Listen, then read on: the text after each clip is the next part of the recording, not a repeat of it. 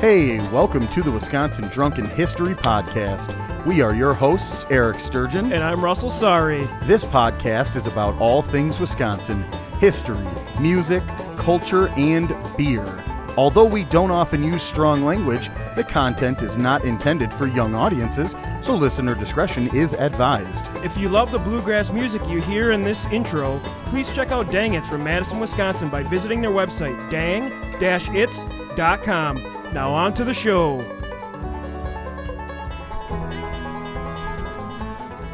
All right. Hey, everyone, and welcome to another episode of Wisconsin Drunken History, your weekly dose of the Dairy State. We are your hosts, Eric. And I'm Russ. And today we have a bit of obscure Milwaukee history. We are talking about the Bayview Massacre, also known as the Bayview Tragedy. We have Wisconsin music today by North Warren, another Wisco Brew Review, and another installment of How Many Locos segment, which is amazing. We get a lot of remarks about that. So, not always positive. It never ends. It just keeps going. There's always a story every week. So. Yeah, we wish it would. We wish we didn't have a need for this segment, but hey, you know what? As long as it exists, we're there. So, and we also have a great interview as requested by many of you, Seamus and a few others. But this is New Barons Brew Company, or Co-op, rather. And honestly, as always, please like, rate, subscribe, review, all that sort of stuff on the YouTube and the other social media platforms. We are on Instagram and Facebook as of right now. We also just launched our own new website. We previously were piggybacking off of the studio site, but now we are at wisconsindrunkenhistory.com, so you can find us there. Reach out to us through the contact page. It goes right to our email address. Let us know what you want to hear on future episodes.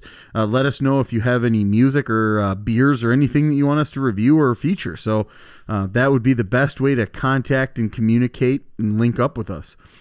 Honestly, we are excited to be talking about so many of these different things that we are on today's episode. It's an incredible. It's great. We have so many new fans and so many new suggestions. I mean, we answer every email the best we can. Yeah, we've had a lot, and it's hard for two guys to go through every single email, but we answer every single one. Two guys always have two guys with full-time jobs outside of this whole podcasting thing. So, thank you for honestly being involved actively. That's the one thing that we can say overall, and also for buying the merch from TeePublic. Yeah, any of you that have got shirts, man, we'd love to see you guys with some selfies with those bad boys on. We want to see how they turn out. We got one from quite a few. Arpuba. She's a huge fan of the show, and she sent us the picture of her boyfriend. They were actually out at a wine tasting, or a distillery tasting rather,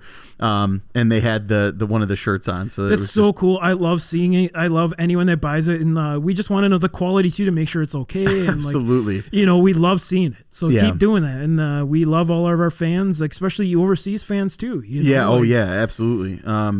So without further ado, let's go ahead and jump in on our episode about the Bayview Massacre, or the Bayview Tragedy. So for those that don't know a ton about the history and of especially labor in Milwaukee, there's always been more of the left side of the spectrum when it comes to workers' rights, including unions, and has had its calls for socialism and communism, to be honest with you. And obviously we know, like McCarthy and a lot of those other trials that happened where they were kind of shut down and people were kind of targeted. And even an assassination attempt that was made on Teddy Roosevelt himself by saloon keeper John Schrank. It was unsuccessful, obviously, and it's kind of where the former statement started. I mean, it's one of his more famous statements that he's made. You see, it takes more than one bullet to kill a bull moose, and thus leading him to create the Bull Moose Party, Teddy Roosevelt, the adventure man himself, the adventure president. He always kind of looked like somebody that would, I don't know, shoot a moose. Dude, he looks like a Panama Jack type dude. He does. I mean, he wears like this hat, like the adventure hat. It's not a fedora, but it's like something similar. The Indiana Jones president, if you will. The I'm not on a cruise fedora kind of thing. So the city of Milwaukee has always fought for workers' rights, and one topic that came into the forefront of this event was the work of the 8-hour workday. Yeah, which we all benefit. So before these strikes took place, immigrants and some workers were working 10 to 12 hours, which I'm a salary employee, so I work this many hours, probably more, honestly. I am too, and I think at the same time, I don't want to sit here and try to say like that. I am on strike or something there, but for the work about 10 to 12 hours. For the most part, I don't take work home with me. I'm able to work only about 8 or 9 hours a day, and I think that it is because of the fruits of the labor, of these individuals before us. Exactly. And some actually employees had to work close to 16 hours. And these are like the immigrants that didn't have a lot to offer, honestly. Yeah, like they just came those over. Those are the ones that I'm talking about. Yeah. So there are many laws, or there are not many laws or restrictions or even rights given to these workers at the time. And harsh conditions and long hours were the start of the Americans' fight against the oppression of big corporations at the time. Exactly. The event we are talking about today, which became known as the Bayview Massacre, was just one of these demonstrations. The demonstration first started on May 1st, where peaceful demonstrations were held in Chicago. And I'm sure the publishing of the book The Jungle by Upton Sinclair didn't help the situation. I don't know if you ever read The Jungle. I have not. It is a very sad look at the way workers were treated at the time. Yeah. These are like people that worked in factories, including like butcher factories and stuff. Oh, sure. And a lot of vegans. I mean, I'm not really a vegan, but like a lot of vegans actually hold this book as one of the top reads. And I love this book. It's very good. It's quite depressing. I wouldn't recommend reading it to somebody. I was just gonna say, it's probably tough to get through it. It is, as it is to watch documentaries, like My Octopus Teacher or something like that, or any of those. It's tough, but it's necessary. It's necessary to see, just to understand, and I don't mean that everybody has to do this. I certainly don't want to preach. So if you can, check it out. If not, just keep doing you. Exactly. And I'm not judging here. Like, we won't judge you. And honestly, pigs are probably really one of the smartest creatures. And they talk about it a lot in The Jungle about how pigs had to be slaughtered and people would be up to, knee height in blood. And that's like the one thing that kind of struck a chord with the government at the time. So this is kind of what we're getting into and leading into here. So by May 3rd of 1886, as events continued in Milwaukee, in Chicago, Milwaukee started to follow. And they actually wanted to participate in 14,000 workers gathered at the Milwaukee Iron Company, which is known as Rolling Mills in Bayview. Yeah. And the group included some of 7,000 building trade workers and Polish laborers who all organized at the St. Stanislaus. It's the Stanislaus Church, Catholic Church. These workers shut down almost every business in the city except one, which was the North Chicago Rolling Mills, which was located in Bayview, Wisconsin. And due to the large groups and huge impact on the city, Governor Rusk, who you may recognize from our Hurley episode, which is episode number 1, who actually shut down a lot of the prostitution rings in Hurley, Wisconsin. Do not go back and listen to that one. It was one of our early episodes. Yeah, we've come a little bit further ahead of that one. Yeah. And he ordered the National Guard to be deployed to the city, where their orders were, if strikers entered the mill, that the order was shoot to kill.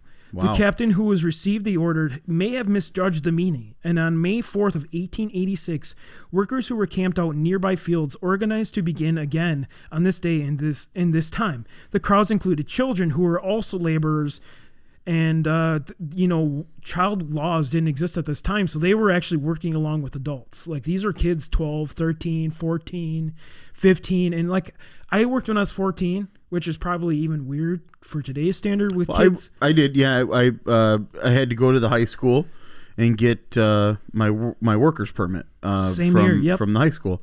And then I worked at Frank's grocery store. And I was deep frying fries at McDonald's, so I know exactly what you're talking about here. I can see it. I'm a little greasy. No.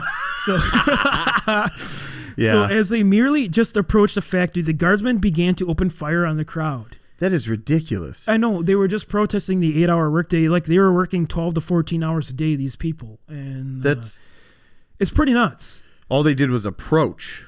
Yeah, the factory. and that's exactly it. The order was misconceived by the person in the National Guardsmen who mistook the thing, anyone who entered the grounds, but instead anyone who entered the area were shot at. That's ridiculous.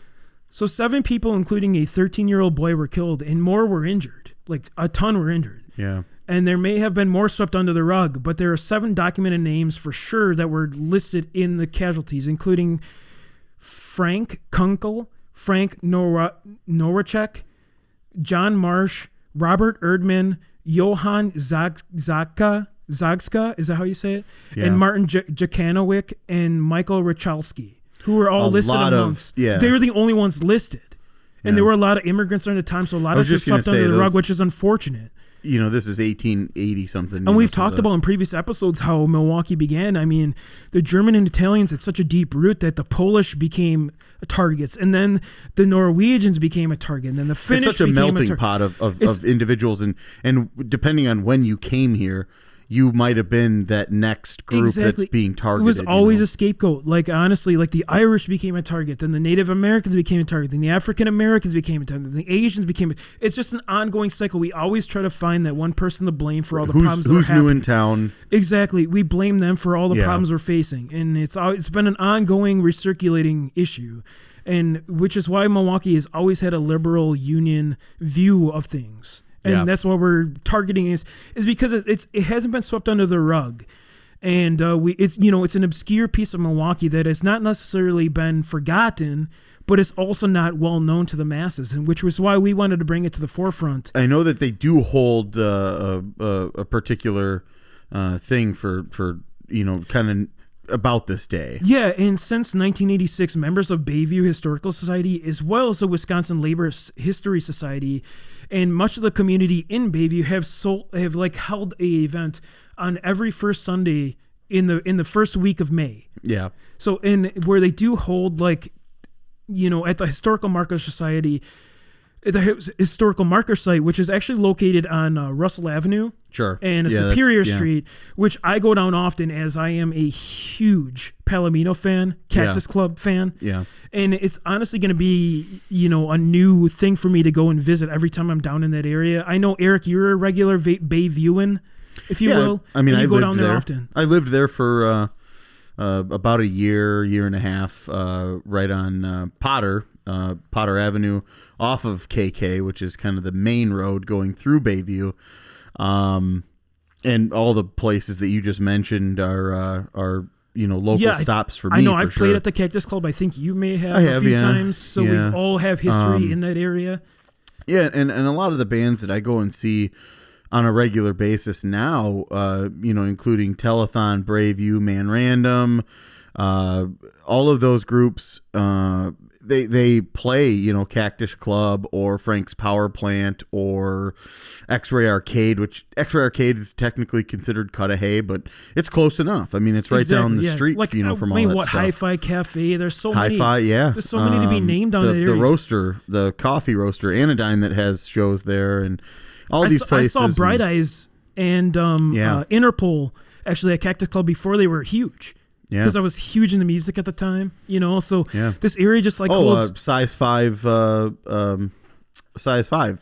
plays at a bunch of these places as well. Exactly, and it just, every time I'm down there now, it brings a whole new meaning after reading this book, which I actually found it was an obscure piece of history that's kind of forgotten. Yeah, and the fact that an event is held every year is great to sort of try to position everybody in to remember this thing that did occur locally, that we all sort of were beneficiaries of the work and the fruits of the things that they fought for. So again, it's first Sunday of May, 3 p.m. They go to the historical marking site, and I would encourage everybody to, even, if you can't make it there on the day of this, thing, but just go check it out. And there's a bunch of other things to do there in the area that are great. So Yeah, exactly. Bayview is huge. Bayview's really no longer can you call it up and coming. It is literally here. Up. It has hit. Yeah, it's hit. I mean, it's there's the like place. about 7 or 8 breweries within a stone's throw of each other, and then on top of all of that, it's just the number of restaurants there that La Miranda, Odd Duck, Hothead Chicken, Honey Pie, Palomino, like you said. I mean, there's just so many really amazing things that are there that you have to go see. And it just holds so much more now that you're there and you understand this history that this happened here. And, grab a brew, on the first Sunday of May, head on down there and, pay respects to these people that died for you working 8 hours a day. And, you wouldn't get paid overtime if you had to work over. This is like a huge thing in our system. Right. And we really respect those people, and we regret their loss, but we really appreciate what you've done for us in this future, that we live today. Yeah. So that'll conclude the main story of the episode. But now we have a music segment, and let me tell you right off the top, the band that we're dealing with today is North Warren. Such good music. Really, really cool. Again, it's just really, really great stuff. And honestly, I mean, we say that about every single band that we play. But that's why we feature them, because they're just that good. It's just Milwaukee creates such great music. Wisconsin creates such great music. We can't honestly get enough of what the artistry has here, and I don't know that it's necessarily a particular sound that North Warren and some of the other bands have, but it's great. I would honestly, encourage everybody to go listen to more Milwaukee and Wisconsin music. There's a number of different playlists created on both YouTube and Spotify. If you just type in like Milwaukee bands to get to know, or Wisconsin music or something like that, those ones are just amazing, and that's a portion of how we get to know these bands, other than just going to shows at Frank's Power Plant or X-Ray Arcade or Cactus Club. All of those locations, that you should also continue to promote and sponsor and help throughout this whole thing. So right now we're going to play North Warren, and the song is Vic.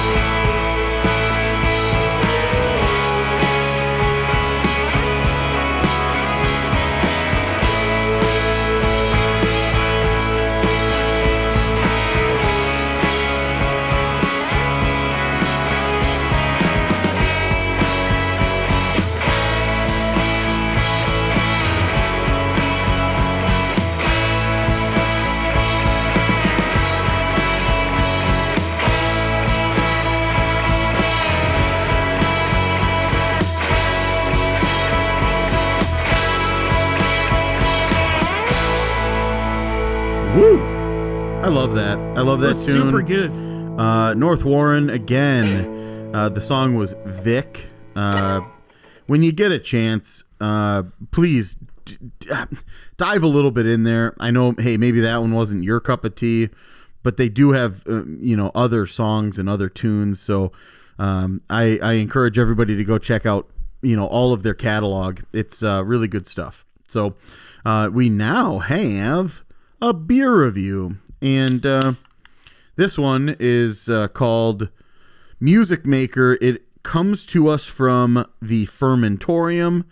It definitely looks great. Yeah, so here's a little bit of information about the Music Maker. The Music Maker is actually it's made with New England Pale Ale with Galaxy hops, so you're getting that like carbon 4 flavor out of it. So I'm going to read a little bit off the can here while Sturge opens his can real quick and gets sipping on this bad boy. So Music Maker is our series of beer dedicated to showcasing the diversity of flavor profiles available to us from one ingredient, the hop cone. A single variety of hops is used in each batch of this series to allow you, the dreamer of dreams, to experience the true essence of each variation, or varietal they call it. So, yeah. So the Hop Wheel series, it's pretty good. I like it. It's a 5.3% ABV, so it's not super high. It's 30 IBUs, so not insanely bitter, but still on the bitter end. And the can we're drinking out of is actually a 1 pint. And for those that don't know much about the Fermentorium beverage company, they're actually located in Cedarburg, Wisconsin. So if you get a chance, go and check these guys out. They make great beer. Their tag is preserving tradition, unleashing imagination. And the one thing about the beer, that the can initially that I see is since we're recording this in a studio, we see these all the time. There's actually a sound wave on the side of the can. Yeah. And so Sturge, you can kind of tell us a little bit about that.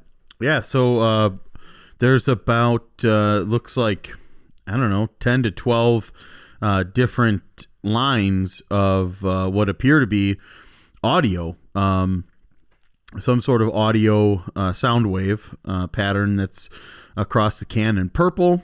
And we're staring at these things right now as we record into Logic Pro. And we also have a bunch of that happening in SoundCloud as you sort of go across and listen to our episodes. So yeah, it kind of looks like the can. Obviously, the SoundCloud's more orange, but these are like a purple sound wave. It's very good. I mean, makes me belch. Yeah, I mean, I'm airy. I'm struggling over here with the air. I'm airy from some of the light beers we've been drinking, to be honest with you. Oh, maybe that's what it is. So just kind of our transitional beers. Maybe those 10 that are sitting over there. No, this one's really, really good. It is not. So, okay, again, with the kind of staying true to New England Pale Ales, it isn't quite as boozy as what we would call the India Pale Ales. So this one's sitting at 5.3.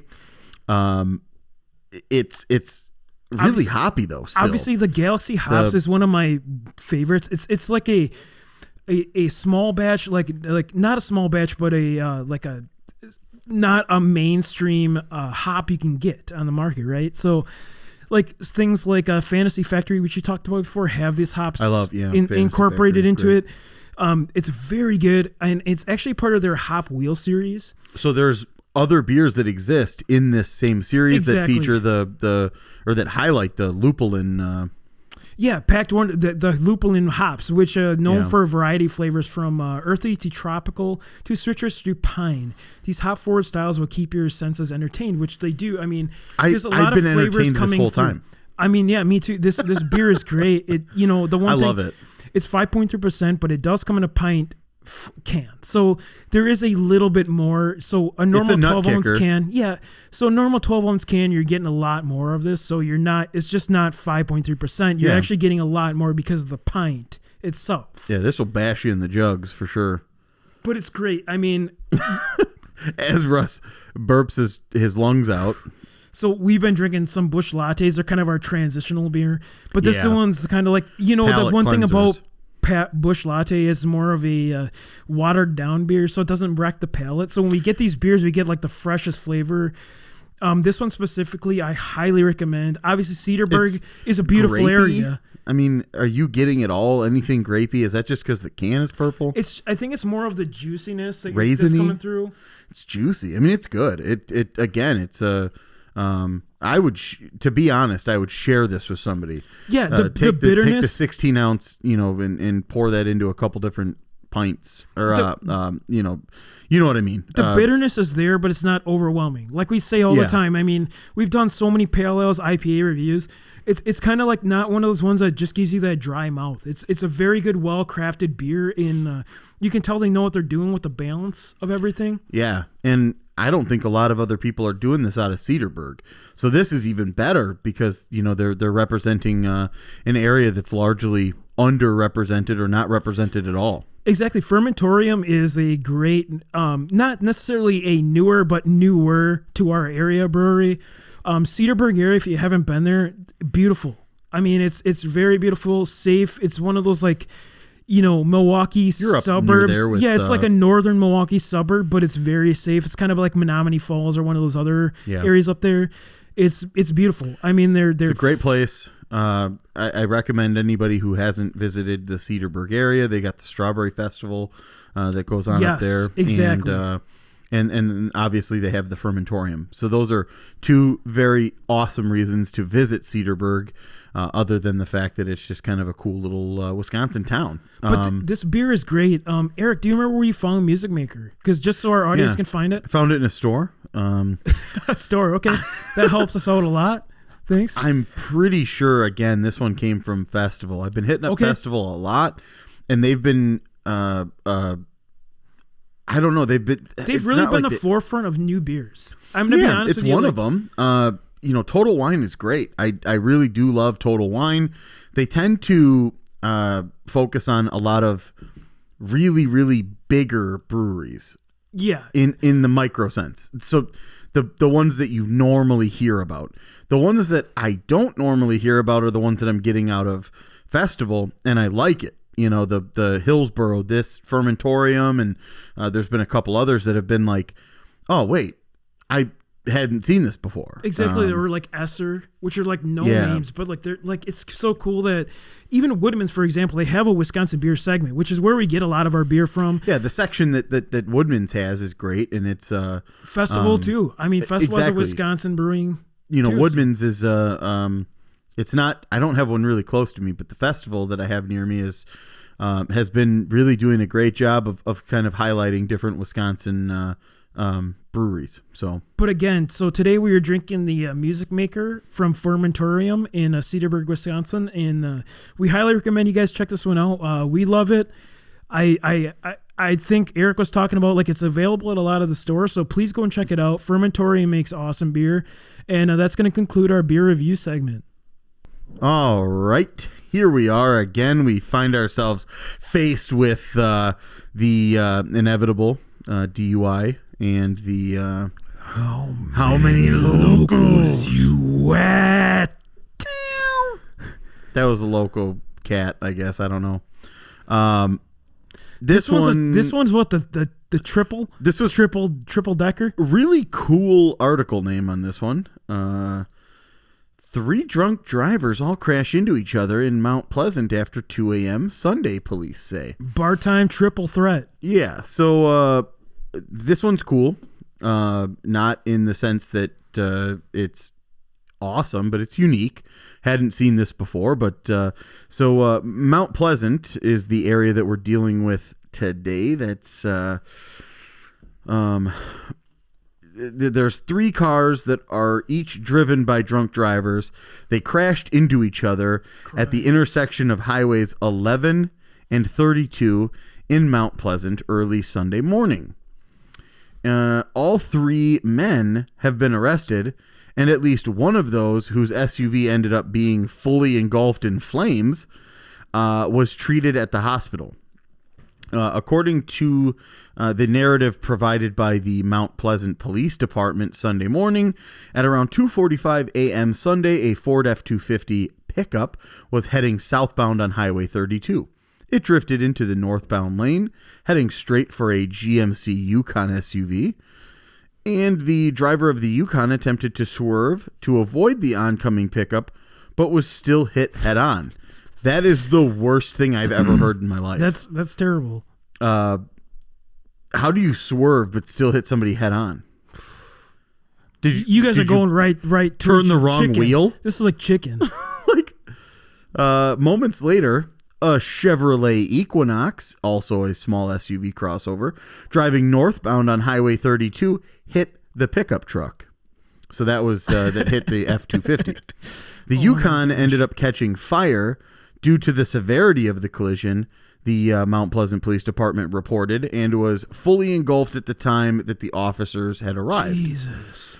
When the officers arrived, they identified that no one was still in the now currently on fire GMC Yukon because the driver had fled the scene. He was later found at Ascension Hospital. Jesus. So he was like, shit, I gotta get out of here. I'm on fire. Help, I'm on fire. Yeah.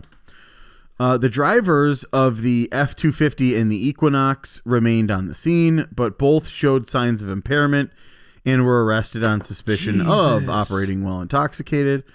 The driver of the F-250 was identified as a 56-year-old man from the Racine area. The other two arrested were identified as 33 from Racine, also man, and 45 from Kenosha, also man. Jeez Louise. The two later individuals here that we just mentioned are expected to be charged with their first OWI offenses, and the first individual that we're talking about, the F-250, or no, not the F-250. No, yeah, it was the F-250. Yep. He is charged with his third. Holy smokes. Yeah. So F-250 is on his number trace, and the other two individuals are on their first. I mean, we don't have any other information here other than the fact that literally all three individuals found their way into each other's lives via means of drinking and driving. So how are we going to do this? We got three. Are we going to combine them all to one loco together? Yeah, I think the first ODBRs are just like, they're younger guys maybe, so they have a little bit less, but maybe this guy who was the third WI might have caused us in the first place. And I don't know for sure because he was the third offense. It doesn't say that he swerved or anything. Right. So it was a third offense. We don't have any BACs. We don't have a lot of the other stuff. So we kind of have to go from what we have. Yeah, we don't necessarily have the full scope of the scenario here. However, I think I like your idea of combining this all into an average loco. Not average. I think we should just do it as a Trace Loco. Trace Loco? We're combining the three? Not sponsored by the restaurant here in Muskego called Trace Loco. Trace Loco, let's just combine everybody's scores into a one score and just call it an overall idea for this whole scenario. Sure. Cool. So we got a third offense OWI. Well, you do your math. I'm going to do my math. We got two first OWIs. Two WW. The age range from early 30s to mid 50s. So we got we got a range here. We got three people intersecting, crashing, getting into an accident. We got we got vehicles on fire here. We've got a fire. For sure. Inferno. I have a number, but I don't know if I'm anywhere near right. I'm going to average this all out. So we got two first-timers and a third-timers. So we got to kind of go in the middle here between all the guests. Yeah. Between all the guests. All of the guests to this intersection crash party. I got my number. I've had a number since the beginning. I'm going to let it rip. Yeah. Ready? Yep. 1, 2, 3, 32. 32 together. Where were you at? I was at a 24 local because we're combining. Your number. We're combining. I was going 24. Yeah. See, I just went 12 for each. 12 for each? You think that's the level? A 12 local per, and then you're adding. That doesn't them all even add together? up. How the hell did I come up with 36? That's right. I said 32. Oh well, your math is fucked. That's all right. Here's what I love about the Elkhorn. So what I was thinking, school system. So I'm gonna honestly break this down for you how I came up with it. So the 2 one-timers are 8 locos, right? So the 16. Yeah. The third timer is adding up, so 24 with him on top. So we got, it's not even adding up. They're all at 2 locos. You know what I love? They're all at 2 fucking 4 locos. This is terrible. They're literally all screwed. So Sturge, I think I'm gonna have to go and meet in the middle. I think I'm going to 30 loco with you, dude. I think this really screwed us up. The whole fact I that think we there's just had 3 too many people. I think Music Maker and some of these other Bush lattes we just have fucked up our math. I think our math is not very good. I think we're like elementary status. I'm just gonna go 36. They're all at 3 You're going locos. 36. Can we meet in the middle? 34 loco. Because I'm going 32 here. Like after all my math is done, 16 plus 16, 32. Let's go 34 and the meet in the middle. All right. Is that okay? I We're can going do 34 loco. Yeah. Also, hey kids, don't do math while drinking. Yes, please. However, this story ends in us thinking that the overall idea here is 32 loco. I'm going to sound the gavel because that's the only logical thing to do in this moment. Here's the equation I came up with. I'm working some chemical shit out here. No. So math plus barley equals fucked. You are overridden. Oh, fuck. Oh, Jesus. These guys are at a 32 loco. I'm going to sound the gavel one more time to officiate this 32 loco. thing. 32 loco. All right, today we're here with John and Heidi from New Barons Co-op Brewing. How you guys doing? Doing great. It's good. Sunday. Thanks for having us. Sunday. Yeah, no, thanks for coming on and taking the time. Absolutely. Can you give us a little history about how you guys got your start? I mean, it's really cool to see a co-op brewing company in general. So can you give us a little information? Sure. We got established in 2016, actually. So we've been around for a while, even though our tap room didn't open up until 2020. And it's kind of how it goes with the co-op. We're a community-based brewery, which means that we're owned by our consumer. So it's very much kind of a grassroots model. And then it takes some time to build some support and community around the brand. And then, once it got going and moving is, ultimately we got to our goal last year of opening up our tap room. That's so awesome. Yeah. We've got 367 owners now and counting. And we've, the sky is the limit on how many people can actually own this brewery. And it's cool. We just get a lot of people together from different backgrounds and skills and trades and, have put those folks and community to work to, help create this community brewery. Awesome. And do you guys still have room for new guys like me and Eric here?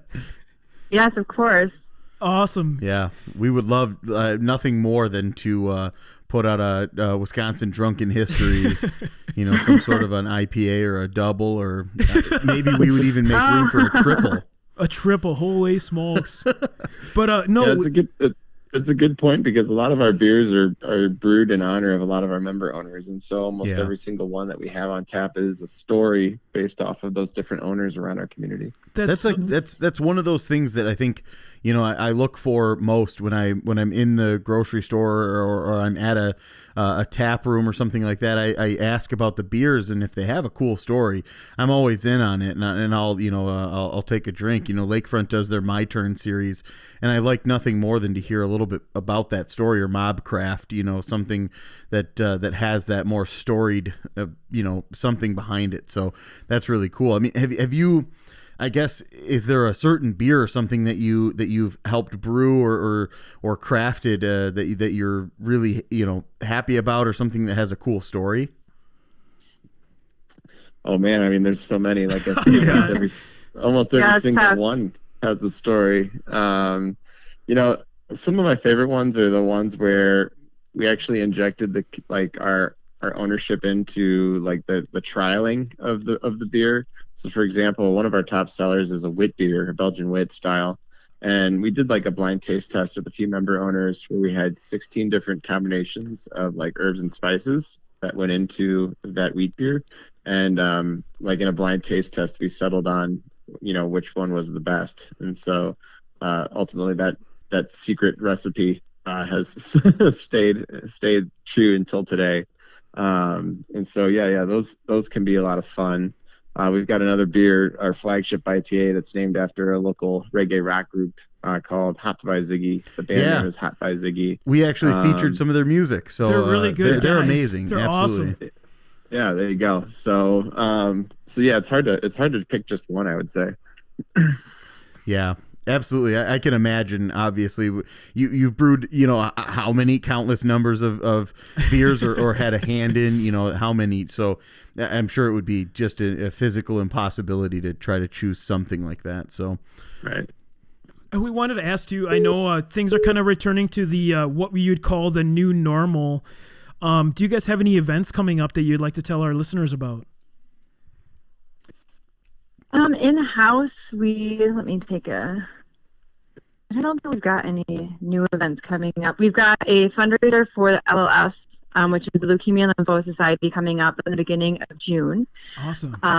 So that one is probably the biggest one that we're looking forward to, helping out a member owner who is running for Woman of the Year here in Milwaukee. Off-site, we have a couple events coming up. We'll be at Buzz Cafe on the 30th, this coming Friday. We're doing a little pairing of charcuterie with them out there. And then on the 4th, we also have a beer dinner, which is being held at Natty Oaks' new speakeasy, Oaks Lounge. And so we're excited to be out there, too. Oh, that sounds awesome. There's also one that's not official yet, but what's customary in a co-op is that we actually have an annual party with our member owners, and it's kind of like a state of the fairs. We release, we're very transparent as an organization, so we release kind of the financials of how the co-op is doing, how membership has grown over the last year, and we couldn't do it last year, obviously, so we hope to do it this year. What we can't decide right now is whether or not we have to do that virtually or if we could do it in person. We would love to do it in person. Milwaukee is still pretty strict with their regulations right now, so we'll have to see how it unfolds as the summer progresses here. But typically we do hold it in the summer. June is usually the time frame that we do it, so we'll just have to kind of see how it plays out. Awesome. Yeah, and along with that event, we'll coincide with a vote. We're adding 2 more people to the board of directors, so that's exciting. Hey, that's always exciting. So Heidi and John, would it be okay if me and my co-host one of these days come down there and get a little personalized tour of your guys' facility? Oh, absolutely. Perfect. We'd love to. I mean, we'll certainly let you know, beforehand. We'll try to coordinate schedules and things, but it would be really awesome to not only meet, but to, just kind of get an eye on what's going on there, Especially the number of listeners that are recommended to you guys. It'd just be so cool. And we love everything you guys stand for: community, beer, good quality beer. And as beer connoisseurs, we love brewskis. So I'm going to be honest with you. Absolutely. But we'd love to have you. Perfect. So before we let you go, we're just going to ask you a few questions to find out how Wisconsin are you. Are you guys ready? Let's hear it. All right. So have either of you been to Summerfest? And do you guys have a memorable band you guys saw there? Oh, gosh. Yeah, I've been many times. I think it might be impossible to pick a band. I know there's so many. I have a memorable show there. I got to see G-Love and Special Sauce there. Oh, yes, nice. Absolutely. Awesome. I think it was back in 2015 or something like that. So it's been a few years. But yeah, I'd always wanted to see them.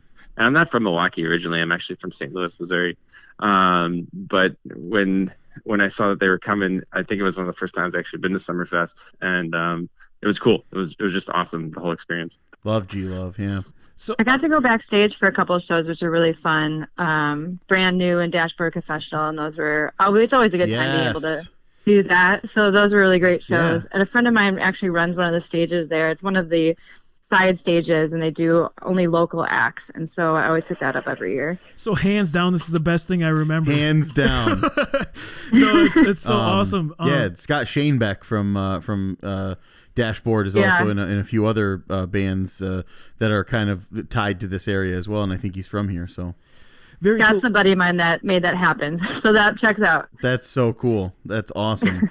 So I was going to ask too, do you guys have a beer from your brewery that you guys recommend using in beer brats? Ooh, I would say we've got the Mexican lager, the Queen. So that would be a perfect beer to throw in some brats. Because I've also used that one to make beer batter for a fish fry. Awesome. Yeah, that sounds really, really good. So coming from the Milwaukee area, have both of you closed Wolski's? Yes. Of course. Okay, awesome. Do you guys got the bumper sticker? The old school. I've got one in my fridge. somewhere, I got but one in my not- fridge in my basement. Awesome. Yeah, there So you go. cool. And we got one more for you before we let you go. Obviously, other than your guys' brewing, is there another brewery or a brewery tour, and it doesn't have to be in Wisconsin, that you recommend to our listeners go and check out?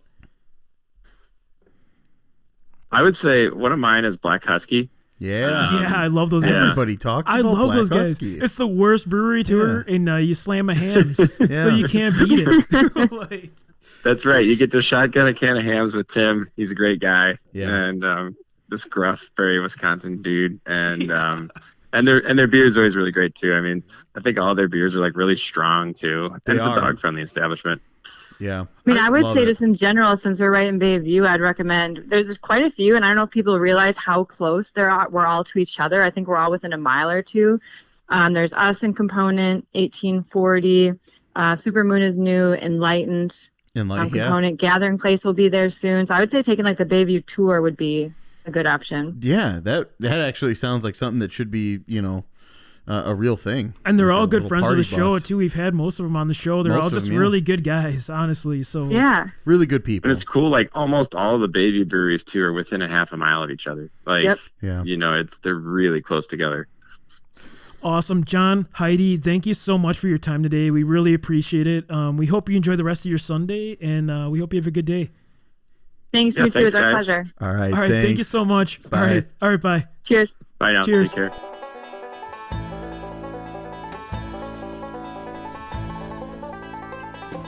All right. That concludes this episode of Wisconsin Drunken History Podcast. If you enjoyed this vulgar display of Wisconsin, please like and subscribe on whatever streaming platform you prefer. And remember to hit the bell on YouTube to be notified when we release new content. Also, if you have any suggestions or ideas for future episodes, please send us an email at widrunkenhistory@gmail.com or head over to our Facebook and Instagram pages. Thanks again for listening, and remember, as always, Watch out for deer on your way home.